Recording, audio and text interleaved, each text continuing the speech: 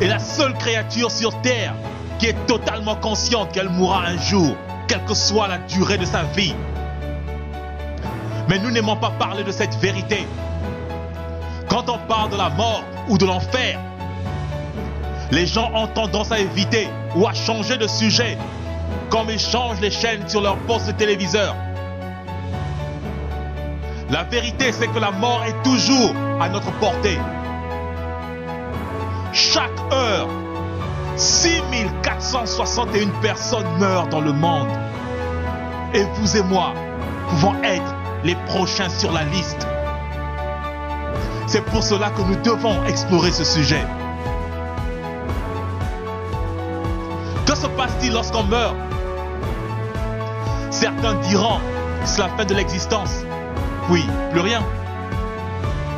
D'autres diront qu'ils se réincarneront en d'autres créatures.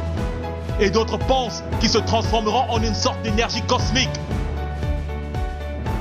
Mais que se passerait-il si vous aviez tort? La Bible dit dans Hébreux 9, 27, il est réservé aux hommes de mourir une seule fois, après quoi le jugement. Saviez-vous que nous serons jugés selon le genre de vie que nous avons choisi de mener? N'oubliez pas, lorsqu'on parle de jugement, on juge toujours en fonction d'une loi. Et Dieu nous a donné ces lois. Mais nous vivons comme s'il n'avait pas donné de loi. Après la mort, il n'y a que deux options. Le royaume des cieux ou l'enfer. Ceci peut vous paraître étrange. Mais d'après la Bible, la plupart des gens vont en enfer. Les voleurs, les tueurs, les adultères, les prêtres, les pédophiles, les pasteurs, les homosexuels, les chrétiens, les juifs, les musulmans, les bouddhistes, les fornicateurs, les stars de musique, les envieux, ceux qui sont incapables d'aimer ou de pardonner, et la liste continue. Jésus-Christ, de son vrai nom, Yeshua HaMashiach, notre Seigneur et Sauveur, nous a dit lui-même que la plupart des gens vont en enfer. En effet, dans Matthieu 7, 13 à 14, Yeshua dit: entrez par la porte étroite, car large est la porte, spacieux est le chemin qui mène à la perdition. Et il y en a beaucoup qui entrent par là. Mais étroite est la porte, resserré le chemin qui mène à la vie. Et il y en a peu qui les trouvent. Il y en a peu qui les trouvent. Il y en a peu qui les trouvent. Qu'est-ce que cela veut dire? Cela veut dire que nous avons défini notre salut selon notre propre standard et non selon le standard et la norme établie par Dieu. Car entrer par la porte étroite et marcher sur le chemin resserré demande beaucoup de discipline spirituelle et physique. Ce n'est pas en vivant dans la médisance, le mensonge, l'ivrognerie, la fornication, l'idolâtrie des musiciens de ce monde corrompu que vous rentrerez par la porte étroite et que vous marcherez sur le chemin resserré.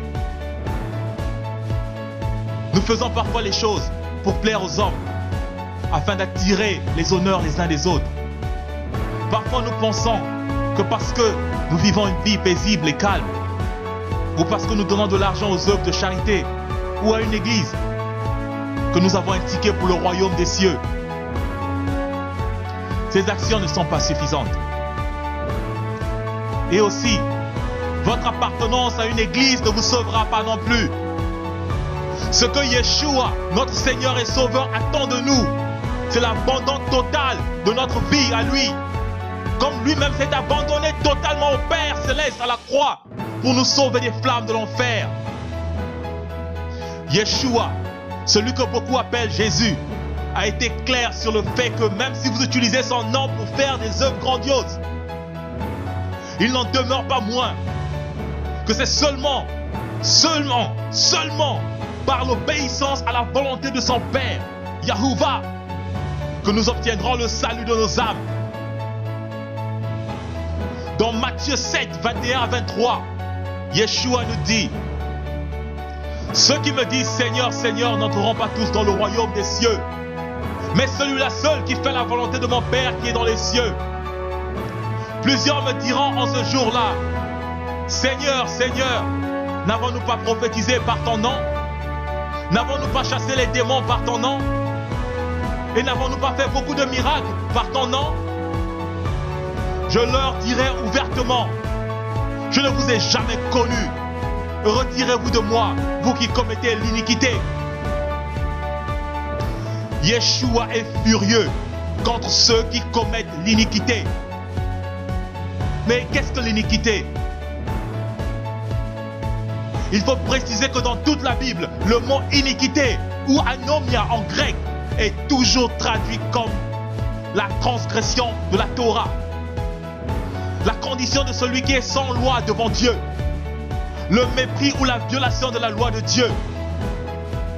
Si vous relisez Matthieu 7, 21 à 23, vous comprendrez que Yeshua lance une mise en garde à l'égard de ceux qui vivent sans la loi de Dieu ou qui la transgressent, mais cependant pensent qu'ils sont les serviteurs du Seigneur parce qu'ils font des miracles ou parce qu'ils prophétisent. La Bible nous dit que c'est à cause de nos transgressions de la loi divine que le Messie est mort. Efforçons-nous donc de ne plus pécher. Il faut rappeler au passage que 1 Jean 3, 4 nous dit « Le péché, c'est la transgression de la Torah ». Alors, ne transgressons plus la Torah ou les commandements de Dieu. L'apôtre Jean a aussi enseigné que nous devons garder les commandements de Dieu. C'est là l'objet de notre foi en Yeshua. Nous connaissons que nous aimons les enfants de Dieu lorsque nous aimons Dieu et lorsque nous pratiquons ses commandements. Car l'amour de Dieu consiste à garder ses commandements. Et ses commandements ne sont pas pénibles. Parce que tout ce qui est né de Dieu triomphe du monde. Et la victoire qui triomphe du monde, c'est notre foi. Une personne qui a triomphé du monde est capable de vivre selon la volonté de Dieu. Une personne qui vit selon les convoitises de sa chair ne saurait plaire à Dieu. Mais Dieu prend plaisir à la personne qui renonce aux convoitises charnelles. Car les passions de la chair sont l'une des principales causes de la perte du salut. C'est pour cela l'apôtre Paul dit, ceux en effet qui vivent selon la chair s'affectionnent aux choses de la chair, tandis que ceux qui vivent selon l'esprit s'affectionnent aux choses de l'esprit. Et l'affection de la chair, c'est la mort, tandis que l'affection de l'esprit, c'est la paix, la vie, car l'affection de la chair est inimitié contre Dieu, parce qu'elle ne se soumet pas à la loi ou à la Torah de Dieu, et qu'elle ne le peut même pas. Si vous ne vous repentez pas, l'argent que vous détournez aujourd'hui et que vous amassez aujourd'hui ne vous aidera pas en enfer. Les femmes ou les hommes avec lesquels vous couchez, vous forniquez avec, ne vous aideront pas en enfer. Votre orgueil, votre pasteur, les stars de cinéma et de musique que vous adorez aujourd'hui ne vous aideront non plus. Vos amis ne vous seront d'aucune aide en enfer. Si vous êtes incapable de pardonner même à la personne qui vous a fait le plus de mal, vous êtes en danger de vous retrouver en enfer. C'est maintenant que vous devez décider votre futur. Le royaume céleste ou l'enfer. La vie ou la mort. Choisissez la vie en Yeshua, mes frères et mes sœurs. Aujourd'hui, les églises sont occupées à vous aveugler en vous enseignant pratiquement presque tout le temps à convoiter, à poursuivre les richesses et les trésors de ce monde corrompu. La doctrine de la prospérité est l'une des portes qui mènent en enfer. Cette doctrine de la prospérité est une forme pure d'idolâtrie. À quoi sert-il à un homme de vivre 90 ans dans l'opulence, de collectionner les maisons, les voitures, les femmes, les entreprises, les diamants, pour finir à la fin en enfer?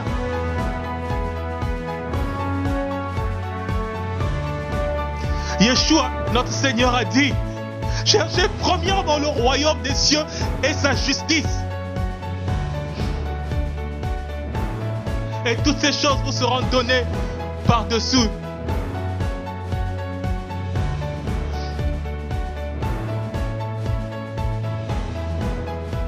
Yeshua a bien dit, cherchez premièrement le royaume et la justice de Dieu. Il n'a pas dit cherchez premièrement ces choses. Mais il a dit que ces choses vous seront données sans que vous les demandiez. La condition pour recevoir toutes ces choses, c'est de rechercher le royaume et la justice de Dieu. Comment rechercher le royaume et la justice de Dieu, me demanderiez-vous? C'est en vivant selon les commandements de Dieu. C'est en détruisant chaque jour qui passe le péché dans notre vie. C'est en aimant notre prochain. C'est en prenant soin du pauvre, de la veuve, de l'orphelin, car ces personnes sont précieuses aux yeux de notre Dieu. C'est en faisant de Yeshua, HaMashiach, notre Seigneur, notre Sauveur, le maître de notre existence.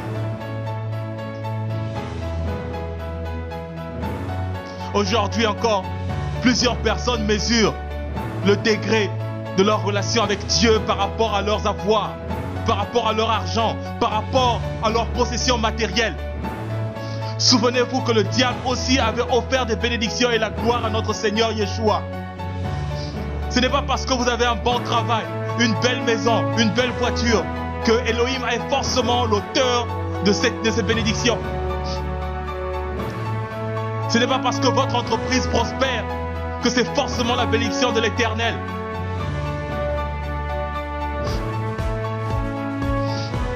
Souvenez-vous de la parabole du riche et de Lazare. Lazare qui n'avait rien de toute sa vie se retrouva dans un lieu de réconfort. Lazare avait appris dans cette difficulté à glorifier le Père pour chaque miette de pain qu'il mangeait. Mais le riche, qui de toute sa vie n'avait pas compris ce que c'est que l'amour, n'avait jamais pourvu aux besoins du pauvre. Et il s'est retrouvé en enfer dans les tourments. Le riche avait brisé la règle d'or. Tu aimeras ton prochain comme toi-même. Depuis les flammes de l'enfer, le riche a demandé au père Abraham d'envoyer quelqu'un prévenir sa famille, prévenir le monde que l'enfer est réel. Père Abraham qui a vécu des siècles longtemps avant Moïse a dit aux riches, ils ont Moïse et les prophètes.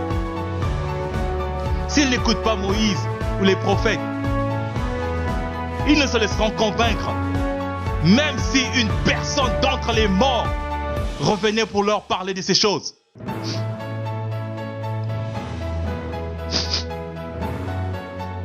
Père Abraham avait raison. Mais la prière du riche avait été exaucée. Yahuwah Elohim, notre Dieu a ressuscité Yeshua, notre Sauveur, d'entre les morts. Qu'est-ce que Yeshua a dit à ses disciples avant son ascension? Allez, faites de toutes les nations des disciples et enseignez-les à observer ce que je vous ai prescrit. Qu'est-ce que Yeshua avait prescrit à ses disciples? Il a dit à ses disciples, ne suivez pas les pharisiens qui marchent selon leur tradition, mais suivez la loi que mon Père a donnée à Moïse. Suivez ce que disent les prophètes. Lisez bien votre Bible. Le noyau de l'enseignement du Messie était de ramener le peuple israélite à l'obéissance à la Torah et de les éloigner des traditions humaines. Mais aujourd'hui encore, beaucoup d'églises enseignent l'iniquité en disant que la loi de Moïse et les prophètes ne sont plus valides. Mais Yeshua avait bien dit, ce monde et sa gloire corrompus passeront, mais ma parole ne passera point. Aujourd'hui, il y a toute cette pagaille dans les églises parce que nous avons rejeté la loi. Laissez-moi vous rappeler que le mot iniquité veut dire vivre sans la loi de l'Éternel, Adonai, ou transgresser la loi de Dieu. C'est ça l'iniquité. Il n'y a pas d'autre définition. Adonai Elohim, notre Dieu, dit dans Osée 4, 6, mon peuple est détruit parce qu'il lui manque de connaissance. Puisque tu as rejeté la connaissance, je te rejetterai. Et tu seras dépouillé de mon sacerdoce. Puisque tu as oublié la loi de ton Dieu, j'oublierai aussi tes enfants. Si Dieu a puni aussi sévèrement les Israélites pour avoir abandonné sa loi, croyez-vous qu'il vous épargnera? Croyez-vous qu'il nous épargnera, nous les nations, si nous faisons de même? Yeshua a réprimandé les pharisiens parce qu'ils ne suivaient pas la loi de Dieu. Croyez-vous que Yeshua ne vous réprimanderait pas d'avoir jeté sa loi dans les oubliettes? La loi de son Père est précieuse à ses yeux. Yeshua est un juste juge et il ne fera pas deux poids, deux mesures. Tel qu'il a jugé les pharisiens, tel il nous jugera. Les hommes peuvent se moquer et faire toutes sortes de blagues sur l'existence de l'enfer. Certains d'entre nous faisant des efforts pour ne pas y penser ou d'y croire. Mais il n'en demeure pas moins que l'enfer est bel et bien réel. Il existe bien. C'est un endroit réel. Un lieu de tourment et de torture perpétuelle. Vous croyez que j'ai envie de vous foutre la trouille, hein? Eh bien, vous ferez bien d'avoir peur et de trembler, de prendre la bonne décision avant qu'il soit trop tard pour vous. Beaucoup de gens n'aiment pas ce sujet, car cela blesse leurs sentiments. Mais nous savons tous que la vérité blesse. Et c'est cette même vérité qui conduit à la vie, mes frères et mes sœurs. Car elle nous délivre, elle nous délivre, elle délivre le peuple des chaînes de l'ignorance. Nous sommes devenus tellement ignorants. Vous avez entendu des pasteurs ou des chrétiens vous dire que Dieu est amour. Il est tellement amour qu'il n'enverra jamais quelqu'un en enfer. Il est vrai que Dieu est amour, mais il est aussi justice, il est aussi sainteté. Vous devez savoir que Dieu est saint et il ne peut pas coexister avec le péché.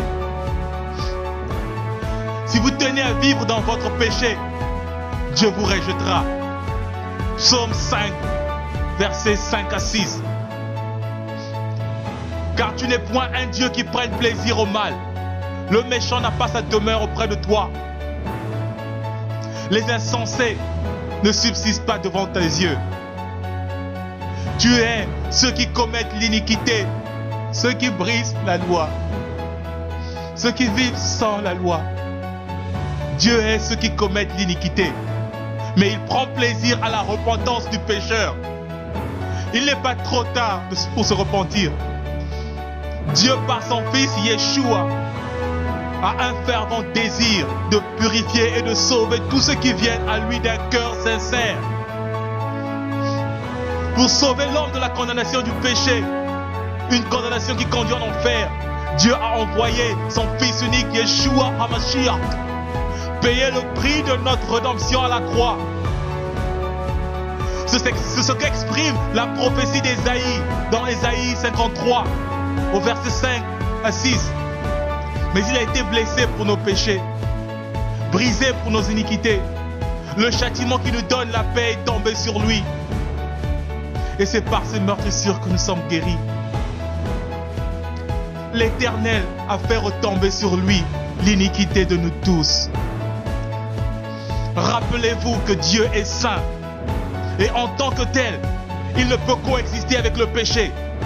C'est pour cela qu'il a créé l'enfer, qui est destiné aux pécheurs, donc Satan et ses anges. L'enfer n'était pas fait pour les hommes, mais pour Satan et ses anges. Les hommes vont en enfer à cause de leur nature pécheresse héritée de Satan. En effet, nous sommes menteurs, voleurs, orgueilleux. Nous sommes incapables de pardonner ou d'aimer. Nous sommes cupides et j'en passe. Tout cela, ce sont les traits de caractère de Satan, de la personnalité de Satan et des démons. Yeshua a dit, car c'est du dedans, c'est du cœur des hommes que sortent les mauvaises pensées, les adultères, les impudicités, les meurtres, les vols, les cupidités, les méchancetés, la fraude, les dérèglements, le regard envieux, la calomnie, l'orgueil, la folie. Toutes ces mauvaises choses sortent du dedans et souillent l'homme. Si vous reconnaissez avoir commis un de ces péchés mentionnés, ou que vous reconnaissez avoir vécu dans le péché, eh bien, cela suppose que vous ne marchez pas sur le chemin resserré. Alors vous êtes en train d'aller droit sur le chemin de l'enfer. Je sais que c'est une très mauvaise nouvelle. Mais la bonne nouvelle, c'est que vous êtes encore en vie et que vous pouvez renoncer à vos péchés. Et Dieu vous prendra dans ses mains. Il vous lavera de tous vos péchés. Et vous serez tout neuf comme un sou. Quelle que soit ta vie, quel que soit ce que tu as fait de mal, je t'en prie, mon frère, ma soeur, avec des larmes aux yeux, je te supplie de venir à Yeshua.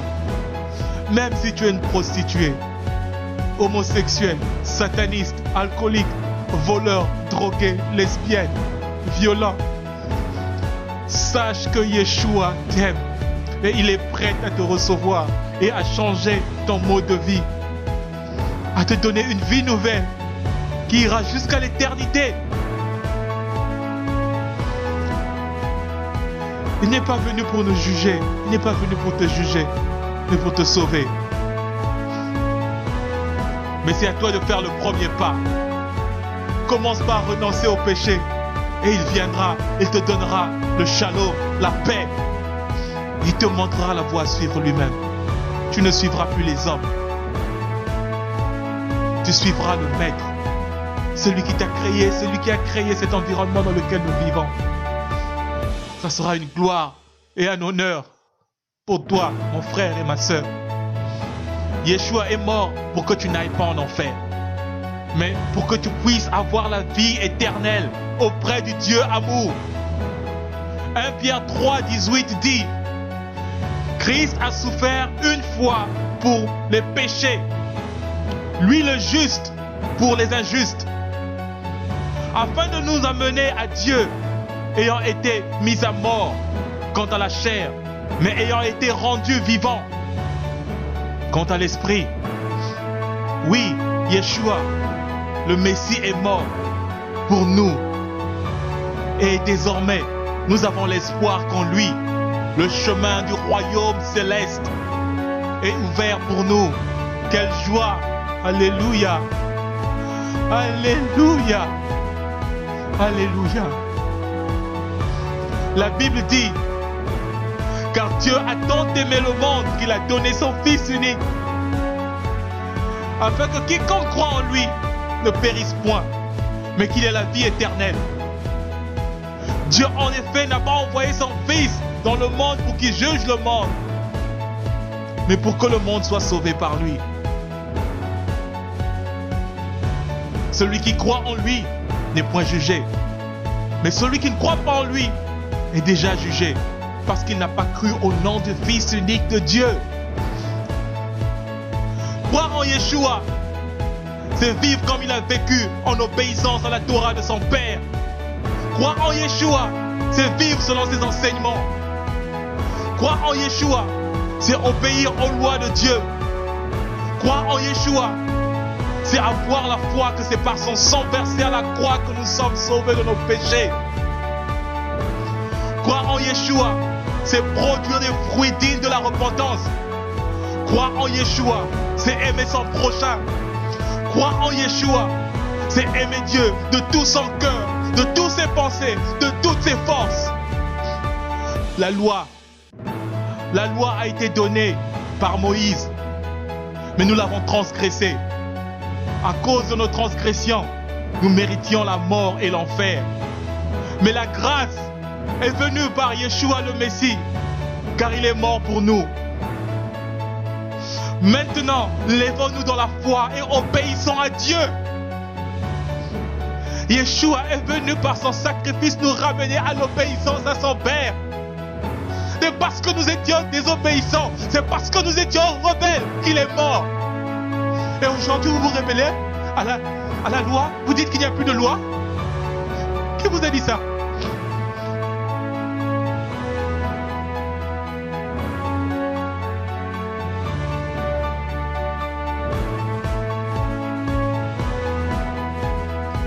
Méditons sur ces paroles de notre Maître et Sauveur, Yeshua HaMashiach. Voici, je viens bientôt, et ma rétribution est avec moi, pour rendre à chacun selon ce qu'est son œuvre. Je suis l'Aleph et le Tav, le premier et le dernier, le commencement et la fin. Heureux ceux qui lavent leur robe afin d'avoir droit à l'arbre de vie et d'entrer par les portes dans la ville. Dehors les chiens, les enchanteurs, les impudiques, les meurtriers, les idolâtres et quiconque aime et pratique le mensonge. Moi, Yeshua, j'ai envoyé mon ange pour vous attester ces choses dans les églises. Je suis le rejetant de la postérité de David, l'étoile brillante du matin.